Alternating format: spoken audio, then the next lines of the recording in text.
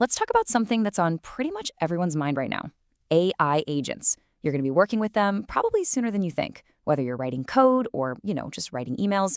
So, what does that actually mean for your job, for your career? Okay, let's get right into it.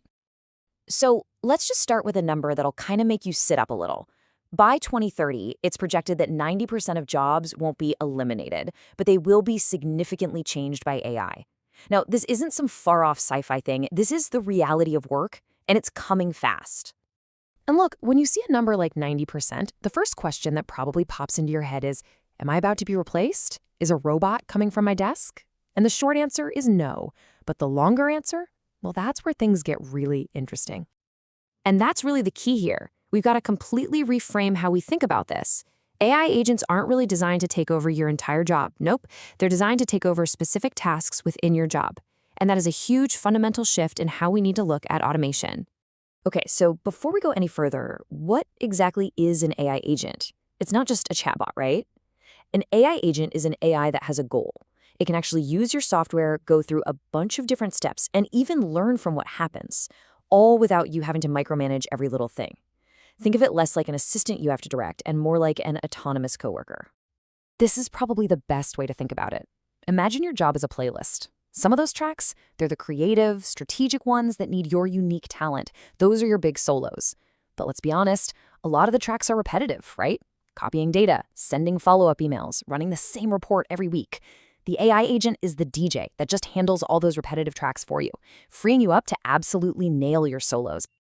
All right, so you've got this new AI coworker. How does it, work? Let's pull back the curtain for a second and see what's going on under the hood. It's actually surprisingly simple. It all comes down to this really simple three-step loop. First, it plans. It takes a big goal like, say, onboard a new client and breaks it down into small, easy steps. Then it acts. It actually uses your tools to get those steps done. And finally, and this is super important, it checks. It looks at what it did, compares it to the original goal, and makes adjustments if it needs to. So if we look a little deeper, there are really three main parts that make an agent tick. You've got the task planner. That's kind of like the brain making the to-do list. Then there's the tool layer, which are the hands, giving the agent access to all your apps, your email, your CRM, whatever.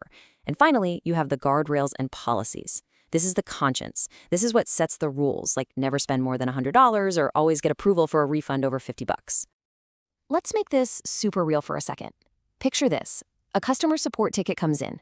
An AI agent can read it, jump into the database to check the order status, draft a perfectly good response, issue a refund if it fits the company policy, and then log the whole thing in the CRM. That entire workflow, which used to be, a dozen clicks across 3 different apps, it's now done, automatically, in minutes.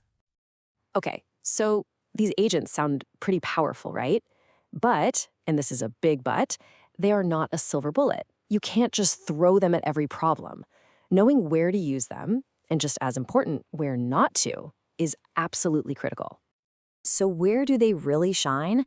Think about anything that's repetitive and follows a clear set of rules. Stuff that happens a lot, like processing invoices or qualifying sales leads.